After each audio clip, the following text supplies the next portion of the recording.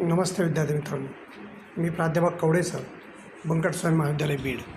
आपण पाहत आहोत चिटणीसाची कार्यपद्धती. विद्यार्थी मित्रांनो, या ठिकाणी आपण चिटणीसाची कार्यपद्धती पाहत असताना या विषयामध्ये आपण या आधीच्या व्हिडिओमध्ये प्रकरण क्रमांक 5 या ठिकाणी आपण सुरू केलं होतं. ठेवी म्हणजे काय? डिपॉझिट्स. आणि ह्या ज्या ठेवी आहेत या ठेवीविषयी आपण या ठिकाणी माहिती घेतली होती. विद्यार्थी मित्रांनो, ठेवी ह्या कशा प्रकारच्या आहेत? ठेवी ह्या सुरक्षित प्रकारच्या गुंतवणुकी आहेत. विद्यार्थी मित्रांनो, एकतर कंपन्या काय करतात? तातडीच्या भांडवलाची गरज भागवण्यासाठी, कोणत्या भांडवलाची गरज भागवण्यासाठी? तातडीचं किंवा तात्काळ, बरोबर आहे, तातडीचे भांडवल उपलब्ध करण्यासाठी या ठिकाणी त्या काय करतात? मग कंपन्या या ठिकाणी अशा प्रकारच्या ठेवी स्वीकारतात. आणि या ठेवी स्वीकारताना मागच्या व्हिडिओमध्ये आपण आणखी एक माहिती पाहिली होती. ती म्हणजे विद्यार्थी मित्रांनो, या ठिकाणी ती माहिती अशी होती की कंपन्या काय करतात? सर्वप्रथम कंपनीच्या स्वतःच्या सभासदांना या ठिकाणी याची ऑफर करतात. कशाची ऑफर करतात? अशा प्रकारच्या भांडवलाची ते ऑफर करतात. आणि अशा प्रकारच्या भांडवलाची ऑफर करत असताना विद्यार्थी मित्रांनो, ही सर्वप्रथम प्राधान्य कंपनीच्या सभासदांना दिलं जातं. आणि नंतर आम जनतेला. नंतर दुसरी ऑफर कोणाला केली जाते? आम जनता, याचा अर्थ पब्लिक, बरोबर की नाही? आम जनता म्हणजे काय? पब्लिक. आणि ही जी पब्लिक आहे या पब्लिकला देखील या ठिकाणी अशा प्रकारच्या ठेवी स्वीकारण्याचा अधिकार आहे, म्हणजे विकत घेण्याचा किंवा गुंतवणूक करण्याचा. विद्यार्थी मित्रांनो, यामध्ये एक तर महत्त्वाचा मुद्दा असा आहे की ठेवी ह्या फार अल्प कालावधीसाठी घेतले जातात. ठेवीची मुदत कशी असते? कमीत कमी 6 महिने आणि जास्तीत जास्त 36 महिने. याचा अर्थ की जे 36 महिने, तेच अर्थ काय झाला त्याचा? 3 वर्ष. या 36 महिन्याचा अर्थ काय झाला? 3 वर्ष. आणि ह्या 3 वर्ष कालावधीपेक्षा जास्त कालावधीसाठी विद्यार्थी मित्रांनो कंपन्यांना ठेवी स्वीकारता येत नाहीत. मागच्या व्हिडिओमध्ये आपण कोणकोणत्या कंपन्या त्यामध्ये समावेश होतात किंवा कोणत्या कंपन्यांना या ठिकाणी अशा प्रकारचे ठेवी स्वीकारण्याचा अधिकार आहे, ही बाब आपण या ठिकाणी पाहिली होती. विद्यार्थी मित्रांनो, या ठिकाणी महत्त्वाचा घटक असा आहे, तो म्हणजे या टॉपिकमध्ये किंवा ह्या आजच्या व्हिडिओमध्ये आपण त्याचं पुढचा भाग पाहत आहोत. आणि त्या पुढच्या भागाचं नाव आहे ठेवीची स्वीकृतीच्या नूतनीकरणाच्या अटी. बघा, ठेवींच्या स्वीकृतीच्या नूतनीकरणाच्या अटी व शर्ती. विद्यार्थी मित्रांनो, या ठिकाणी तुम्हाला मी एक महत्त्वाची बाब सांगू इच्छितो, ते म्हणजे ठेवीचं काय केलं जातं? ठेवीचं नूतनीकरण केलं जातं. ठेवी किंवा ठेव जी आहे कंपनीकडे ठेवलेली, त्याचं नूतनीकरण करण्याचा अधिकार या ठिकाणी संचालक मंडळाला असतो. आणि हे जे नूतनीकरण आहे, हे नूतनीकरण जर करायचं असेल तर ज्या स्वतःच्या कंपनीच्या सभासदांना या ठिकाणी सार्वजनिक सभा बोलावली जाईल. आणि या सर्व सभासदांना वाटप केलेल्या किंवा स्वीकृत केलेल्या ज्या ठेवी होत्या सभासदांच्या, त्या ठेवीला जर कंपनीची इच्छा असेल किंवा संचालक मंडळाची इच्छा असेल की या ठेवींचं नूतनीकरण करायचं आणि सध्या या रिफंड देणे किंवा परत द्यायच्या नाहीत किंवा त्याची परतफेड करायची नाही, अशा प्रसंगी यासाठी त्यांची सभा बोलावून ठराव घेतला जाईल. आणि या सर्व सभासदांना पुढच्या कालावधीसाठी आणखी 3 वर्षासाठी या ठेवी स्वीकृत करण्याचं किंवा त्यालाच आपण रिन्युअल म्हणजे नूतनीकरण करण्याचा प्रस्ताव त्या ठिकाणी ठेवला जाईल.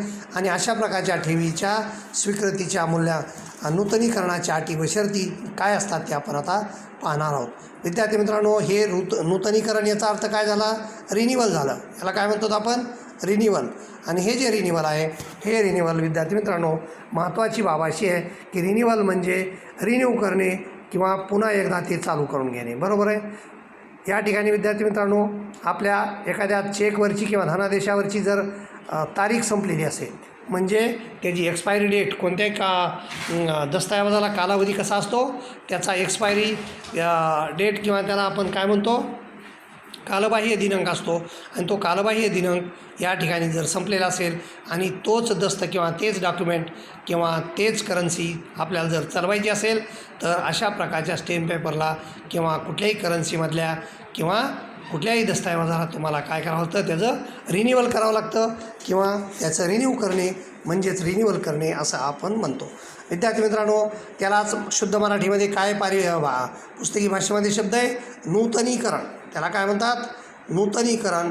आणि हे जे नूतनीकरण आहे हे नूतनीकरण करणं, याचा अर्थ पुन्हा एकदा त्याची नोंद कंटिन्यू करून घेणं. विद्यार्थी मित्रांनो, तुम्ही सेविंग्स बँकेमध्ये म्हणजे बँकेच्या सेविंग अकाउंटमध्ये किंवा बचत खात्यामध्ये किंवा बचत प्रमाणपत्रामध्ये जर आपण ठराविक कालावधीसाठी रक्कम ठेवली आणि ती जर रकमेची मुदत म्हणजे देयतिथी, याचा अर्थ मॅच्युरिटी डेट जर आली आणि ती मॅच्युरिटी डेट जर क्रॉस होत असेल आणि आणखी तुम्हाला जर पैशाची गरज नसेल किंवा अशा प्रकारची रक्कम काढण्याचा तुमचा जर कुठल्याही प्रकारचा मानस नसेल, तर तुम्ही अशा प्रकारचा स्टॅम्प पेपर अर्थातच देतो, काय म्हणतो आपण त्याला, बचत प्रमाणपत्र किंवा ठेव प्रमाणपत्र, बचत प्रमाणपत्र किंवा बँकेमधलं ठेव प्रमाणपत्र, हे जे ठेव प्रमाणपत्र आहे विद्यार्थी मित्रांनो, या ठेव प्रमाणपत्राला तुम्ही काय करू शकता, रिन्युअल करू शकता किंवा नूतनीकरण त्याचं करू शकता आणि आजच्या डेटची पुन्हा एकदा त्याची नाव नोंदणी करणे म्हणजे रजिस्ट्रेशन करणे किंवा त्या दिनांकाला ते रिन्युअल करणे म्हणजे नवीनीकरण करणे. आणि हे एकदा रिन्यू केलं की विद्यार्थी मित्रांनो, पुढचा कालावधी ज्यावेळेस पुढचे 3 वर्ष असतील किंवा ठराविक विशिष्ट तारीख असेल, त्या तारखेच्या देय दिनांकापर्यंत त्याची ते प्रमाणपत्र या ठिकाणी काय होतं, ॲक्टिवेशनमध्ये येतं, बंद पडत नाही. म्हणजे याचा अर्थ त्याच्यावर व्याज आणि हिशोब हे चालू राहतात. अशा प्रकारचं या नूतनीकरण या शब्दाचा अर्थ आहे. विद्यार्थी मित्रांनो, या ठिकाणी महत्त्वाचं, या नूतनीकरणामध्ये काही पायऱ्या आहेत आणि त्या पायऱ्यामध्ये पहिली पायरी त्यांनी सांगितली ठेवीची रक्कम. पहिला स्टेप काय आहे त्यामध्ये दिलेली, ठेवींची रक्कम. आता ठेवीची रक्कम वेगवेगळ्या कंपन्याच्या बाबतीत कशी आहे, आता त्यांनी 3 कंपन्या दिल्यात, खाजगी कंपनी, सार्वजनिक कंपनी आणि पात्र सार्वजनिक कंपनी. पात्र सार्वजनिक कंपनी म्हणजे ज्या अशा कंपन्या ज्या की काय म्हणतो त्याला आपण, अशा कंपन्या ज्या की ठेवींची स्वीकृती करू शकतात परंतु त्या सार्वजनिक असतात, बरोबर आहे. अशा सार्वजनिक कंपन्या ज्या ठेवीची स्वीकृती करू शकतात त्याला पात्रताधारक कंपनी किंवा पात्र कंपनी, सार्वजनिक कंपनी म्हणतात. आणि या तिन्ही कंपन्यांच्या बाबतीमध्ये ठेवीची रक्कम किती मर्यादा आहे किंवा कशा स्वरूपाची स्वीकारली जाते त्याची माहिती आपण आता या ठिकाणी पाहत आहोत. विद्यार्थी मित्रांनो, या ठिकाणी अ नंबर दिला त्यांनी. कोणता नंबर दिला, अ नंबर दिलेला आहे. खाजगी कंपनी, काय सांगितलं त्यांनी, खाजगी कंपनी. खाजगी कंपनी आपल्या सभासदाकडून किंवा संचालकाकडून अथवा त्यांच्या नातेवाईकाकडून वसूल भाग भांडवल आणि मुक्त राखीव निधीच्या 100% ठेव रूपाने रक्कम जमा करू शकते. बघा मजेशीर विद्यार्थी मित्रांनो, या ठिकाणी बाब अतिशय महत्त्वाचं वाक्य आहे त्यांचं, खाजगी कंपनी. आता खाजगी कंपनी म्हटल्यानंतर काय अर्थ होतो त्याचा, शासनाच्या कंपनी कायद्याच्या अनुसार ही संपूर्णपणे खाजगी कंपनी आहे. मग ते खाजगी कंपनीचे सभासद किंवा संचालक किंवा त्यांचे नातेवाईक यांच्याकडून वसूल भाग भांडवल आणि मुक्त राखीव निधीच्या 100% ठेव रूपाने रक्कम जमा करू शकते. ही फार मोठा नियम आणि काय म्हणजे या ठिकाणी सांगितलेलं आहे. विद्यार्थी मित्रांनो, या खाजगी कंपनीच्या बाबतीत किती ठेवीचा स्वीकार होऊ शकतो म्हणून सांगितलं त्यांनी, तो म्हणजे वसूल भाग भांडवल. समजा तुमच्या खाजगी कंपनीचं 10 कोटी रुपये वसूल भाग भांडवल आहे. किती आहे, 10 कोटी रुपये वसूल भाग भांडवल आहे. मुक्त राखीव निधी, मुक्त राखीव निधीची रक्कम आहे त्या दोन्हीच्या 100%, त्या दोन्हीच्या काय 100% ठेव रूपाने रक्कम जमा करू शकते.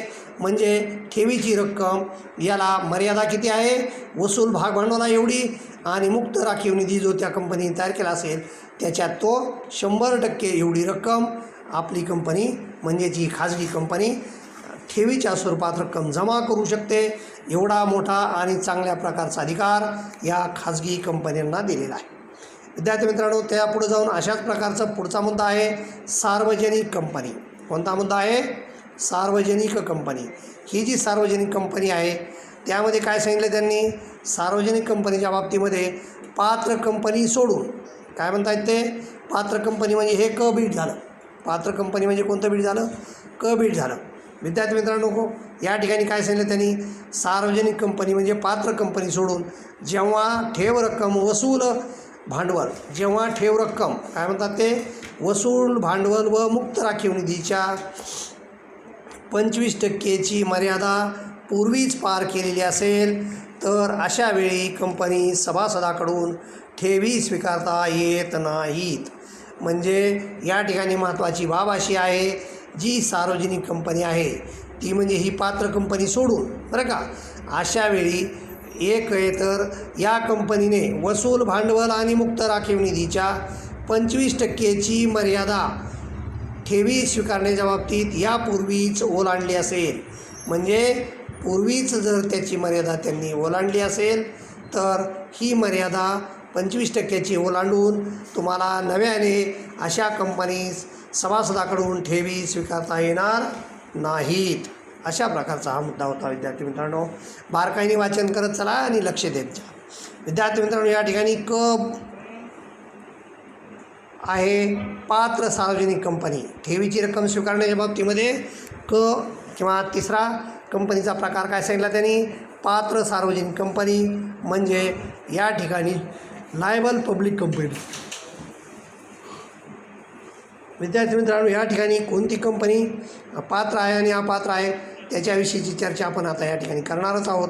परंतु ही जी पात्र सार्वजनिक कंपनी आहे किंवा जिला ठेवी स्वीकारण्याचा अधिकार आहे आणि त्या निकषामध्ये बसते अशा कंपनीला आपण पात्र सार्वजनिक कंपनी म्हणतो. आणि यामध्ये विद्यार्थी मित्रांनो त्यांनी त्याचे 2 भाग पाडलेले आहेत. पात्र सार्वजनिक कंपनीमध्ये ठेवीची रक्कम कोणाकडून स्वीकारता येते, एक आहे सभासद आणि दुसरा आहे सर्वसामान्य जनता. त्यालाच आपण काय म्हणतो आहे, आम जनता. सर्वसामान्य जनता किंवा आम जनता अशा पद्धतीने याची आपण चर्चा करू शकतो. विद्यार्थी मित्रांनो, ही जी 2 विभागात पात्र कंपनीचे सभासद आणि सर्वसामान्य जनता याची या ठिकाणी चर्चा त्यांनी केलेली आहे. त्याचा आपण डिटेल्स बघूया. विद्यार्थी मित्रांनो, सभासदाच्या बाबतीत काय नियम आहे बघू. ठेवीची रक्कम स्वीकारताना जर कंपनीची ठेव मर्यादा बघा, कंपनीची ठेव मर्यादा वसूल भांडवल व मुक्त राखीव निधी यांची सरासरी 10% ओलांडली असेल तर सभासदाकडून नव्याने ठेवी स्वीकारता येणार नाहीत. म्हणजे मूळ सभासदांनी स्वतःचा मुक्त राखीव निधी आणि वसूल भांडवल याची 10%ची मर्यादा जर त्यांनी ओलांडली, म्हणजे या सभासदांनी ज्या ठेवलेल्या ठेवी आहेत ही ठेव मर्यादा किती आहे, ह्या मुक्त राखीव निधीची आणि वसूल भांडवलाची रक्कम जेवढी होईल त्याच्या 10% जर ह्या सर्व लोकांनी किंवा या सभासदांनी या ठिकाणी ठेव म्हणून रक्कम जर ठेवली असेल किंवा कंपनीने यांची रक्कम स्वीकारली असेल तर ह्या 10%पेक्षा जास्ती ही मर्यादा ओलांडून तुम्हाला या सभासदांना ठेवी यांच्याकडून स्वीकारता येणार नाहीत. अशा प्रकारचा हा मुद्दा आहे. विद्यार्थी मित्रांनो, पुढचा मुद्दा काय आहे मग याच्यामध्ये, पुढचा मुद्दा आहे सर्वसामान्य जनता. पुढचा मुद्दा काय आहे, सर्वसामान्य जनता. विद्यार्थी मित्रांनो, या ठिकाणी सर्वसामान्य जनता किंवा आम जनता ज्याला आपण म्हणतो त्यामध्ये दिले त्यांनी कंपनीने ठेव मर्यादा वसूल भांडवल व राखीव निधी यांची सरासरी 25% इतकी ओलांडली असेल तर जनतेकडून नव्याने ठेवी स्वीकारता येणार नाहीत. म्हणजे वैयक्तिक सभासदाच्या बाबतीमध्ये ह्या दोन्ही मर्यादा म्हणजे वसूल भांडवल आणि राखीव निधी बरोबर आहे यांची सरासरी 25% होती आणि ही कोणासाठी आहे, ही 25%ची मर्यादा ओलांडली तर तुम्हाला आम जनतेच्या ठेवी स्वीकारता येत नाही. या ठिकाणी काय दिले त्यांनी, आम जनतेच्या सर्वसामान्य जनतेच्या ठेवी स्वीकारता येणार नाही. विद्यार्थी मित्रांनो, आणि सभासदाच्या बाबतीत 10%ची जर मर्यादा ओलांडली तर या ठिकाणी देखील ही मर्यादा संपल्यानंतर तुम्ही सभासदांना या ठिकाणी अशा प्रकारे सभासदाच्या ठेवी स्वीकारू शकत नाही. अशा प्रकारचा ह्या पात्र कंपनीबाबतचा ठेवीची रक्कम स्वीकारण्याचा काय होता, नियम होता किंवा त्यालाच आपण काय म्हणतो, या ठिकाणी त्याची जी तरतूद होती ती तरतूद किंवा अटी आणि शर्तीमध्ये आपण या ठिकाणी पाहत आहोत. काय शर्त होती किंवा शर्ती आणि अटीमध्ये ठेवीची रक्कम कोणी स्वीकारायची किंवा कधी आणि किती स्वीकारायची याची विश्लेषण याचं आपण काय केलेलं आहे, खाजगी कंपनी, सार्वजनिक कंपनी आणि पात्र सार्वजनिक कंपनी अशा तिन्हीच्या बाबतीमध्ये आपण चर्चा केलेली आहे. विद्यार्थी मित्रांनो, यानंतर याच्या पुढचा मुद्दा आहे ड. याच्या पुढचा काय मुद्दा आहे विद्यार्थी मित्रांनो, ड मुद्दा आहे या ठिकाणी. आणि तो ड मुद्दा आहे सरकारी कंपनी. या ठिकाणी आणखी कोणाचं काम सांगितलं त्यांनी, सरकारी कंपनीच्या बाबतीमध्ये चर्चा आहे. सरकारी कंपनी बघा, सरकारी कंपनी वसूल भागभांडवल आणि मुक्त राखीव निधीच्या 35%पेक्षा जास्त रकमेचा ठेवी म्हणून स्वीकार करू शकत नाही. म्हणजे सरकारी कंपनीला मर्यादा ही सार्वजनिक पात्र कंपनीपेक्षा या पात्र सार्वजनिक कंपनीपेक्षा 10% जास्त दिलेली आहे. म्हणजे या ठिकाणी ही जी 25% मर्यादा होती ती या ठिकाणी त्यांनी किती केली विद्यार्थी मित्रांनो? 35%. किती केली यांनी? 35% ही सरकारीच्या बाबतीमध्ये मर्यादा आहे. आणि ही मर्यादा ओलांडली तर या ठिकाणी सरकारी कंपनी देखील ठेवी स्वीकारू शकत नाही आणि किंवा जनतेकडून ठेवीचा स्वीकार करू शकत नाही. अशा पद्धतीचा हा नियम होता. विद्यार्थी मित्रांनो, या ठिकाणी आपण आता पुढे जाऊन पाहणार आहोत ते म्हणजे मुद्दा क्रमांक आहे 2. मुद्दा क्रमांक काय आहे या ठिकाणी? 2. आणि तो 2 नंबरचा मुद्दा आहे कालावधी. म्हणजे कशाचा कालावधी? वरी होता ठेवीची रक्कम आणि 2 नंबरचा मुद्दा आहे कालावधी म्हणजे कालमर्यादा म्हणजे ठेवीचा कालावधी. बरोबर आहे. ठेवीचा कालावधी किती किंवा कसा असतो याच्याविषयीची आपण आता काय करणार आहोत विद्यार्थी मित्रांनो? चर्चा करणार आहोत. या ठिकाणी ठेवीचा जो कालावधी आहे हा ठेवीचा कालावधी विद्यार्थी मित्रांनो या ठिकाणी जर आपण पाहिला तर आपल्या लक्षात येईल तो म्हणजे ठेवीचा कालावधी या ठिकाणी कसा आहे? ठेवीचा जो कालावधी आहे हा ठेवीचा कालावधी पुढं या ठिकाणी स्पष्टपणे त्यांनी दिला आहे. कोणतीही कंपनी काय म्हणतात ते? कोणतीही कंपनी 6 महिन्यापेक्षा कमी किंवा 36 महिन्यापेक्षा जास्त. या ठिकाणी आपण यापूर्वीच चर्चा केली होती या बाबीची. ती म्हणजे कोणती चर्चा होती? कमीत कमी 6 महिने आणि जास्तीत जास्त 36 महिन्यापेक्षा जास्त मुदतीच्या कालावधीच्या या ठिकाणी ठेवी कंपनी स्वीकारू शकत नाही किंवा ठेवीचे नूतनीकरण करू शकत नाही. ही कालमर्यादा आहे 6 महिने ते 36 महिने. बरोबर आहे. 6 महिने ते किती? 36 महिने. अशा प्रकारचा हा मुद्दा होता. विद्यार्थी मित्रांनो, या ठिकाणी बारकाईने लक्ष द्या. आणि हे जे 6 महिने ते 36 महिने मर्यादा आहे ही मर्यादा ओलांडता येत नाही. परंतु विशिष्ट परिस्थितीत काय म्हणतात ते पुढच्या पॅराग्राफमध्ये? परंतु विशिष्ट परिस्थितीत कंपनी तिच्या आपत्कालीन गरजा पूर्ण करण्यासाठी 6 महिन्यापेक्षा कमी कालावधीच्या ठेवी स्वीकारू शकते. परंतु अशा ठेवीची परतफेड ही ठेवी स्वीकारल्यापासून 3 महिन्याच्या आत करता येणार नाही. म्हणजे आपत्कालीन परिस्थितीत तुम्हाला 1 महिन्यासाठी जर या ठिकाणी ठेव पाहिजे असेल, 2 महिन्यासाठी असेल किंवा 3 महिन्यासाठी असेल तर अशा आपत्कालीन परिस्थितीमध्ये देखील 6 महिन्यापेक्षा कमी कालावधीच्या ठेवी कंपनी स्वीकारू शकते असं त्यांचं म्हणणं आहे. आणि त्याची परतफेड मात्र 3 महिन्यापेक्षा कमी कालावधीमध्ये करता येणार नाही. अशा प्रकारची ही कंडिशन आहे. पुढं जाऊन त्यांनी काय सांगितलं विद्यार्थी मित्रांनो? अशा ठेवीची रक्कम काय म्हणतात ते? अशा ठेवीची रक्कम ही वसूल भाग भांडवल आणि मुक्त राखीव निधीच्या 10% जास्त असणार नाही.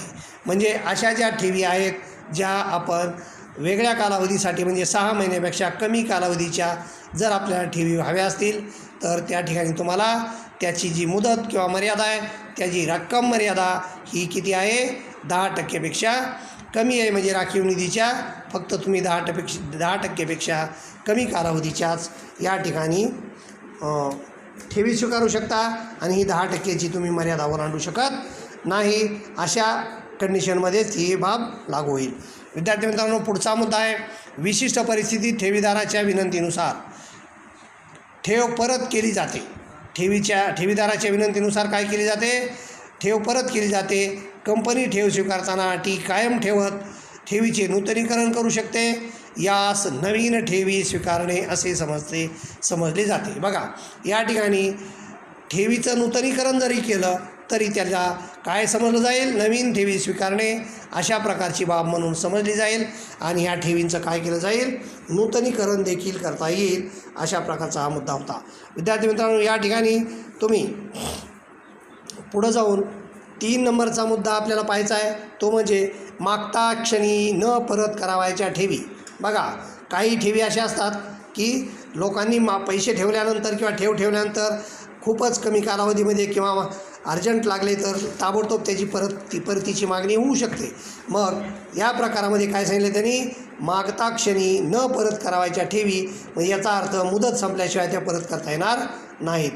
मग मागता क्षणी परत करावायच्या ठेवीचा स्वीकार किंवा नूतनीकरण कंपनी करू शकत नाही. त्याचं कारण आहे, मागता क्षणी ठेव परत केली तर आपल्या भांडवलाची काय होऊ शकते, गडबड होऊ शकते. आणि हे जे भांडवल आहे, हे भांडवल आपल्याला मिळवताना त्या गोष्टी पुन्हा पुन्हा या ठिकाणी अशक्यप्राय बाबी होऊ शकतात. म्हणून या कंडिशनमध्ये त्या परत करू शकत नाहीत. विद्यार्थी मित्रांनो, या पेजवरचा आणखी एक 4 नंबरचा मुद्दा आहे. तो काय आहे मुद्दा 4 नंबरला, सुरक्षित किंवा असुरक्षित ठेवी. बघा, सुरक्षित किंवा असुरक्षित ठेवीमध्ये तुम्हाला दिसेल ते म्हणजे ठेव स्वीकारत असताना, काय म्हणतात ते, ठेव स्वीकारत असताना या ठिकाणी त्यांनी दिले, ठेव स्वीकारत असताना परिपत्रकात किंवा जाहिरातीत दिलेल्या माहितीनुसार ठेव सुरक्षित आहे किंवा असुरक्षित आहे हे स्पष्टपणे नमूद केलेले असावे.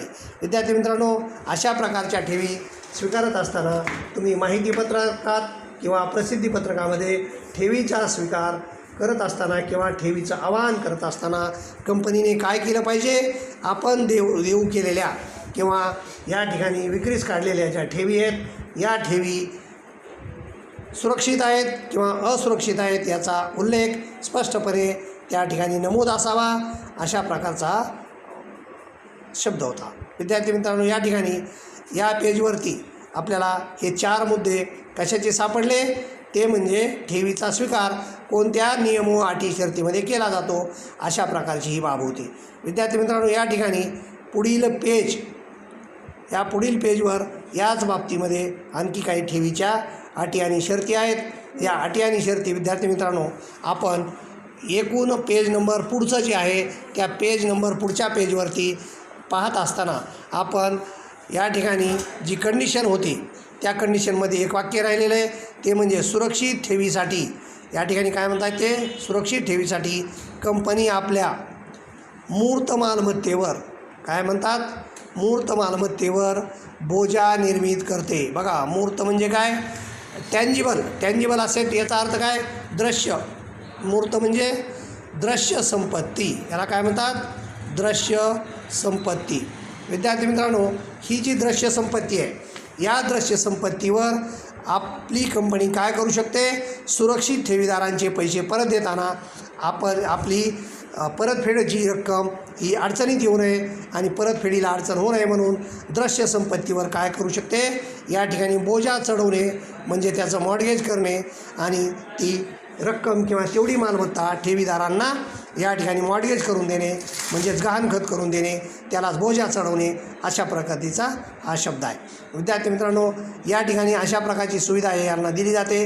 ही ठेव स्वीकारल्यापासून 30 दिवसाच्या आत हा बोजा निर्माण केला जातो. म्हणजे ठेव या लोकांची स्वीकारली की तिथून कमीत कमी किती दिवसात, 30 दिवसाच्या आतमध्ये या मालमत्तेवर किंवा एवढ्या रकमेच्या मालमत्तेवर, कंपनीच्या मालमत्तेवर किंवा संपत्तीवर बोजा निर्माण केला जातो आणि सदर मालकाला ठेवीदाराकडे तारण दिलेली असते.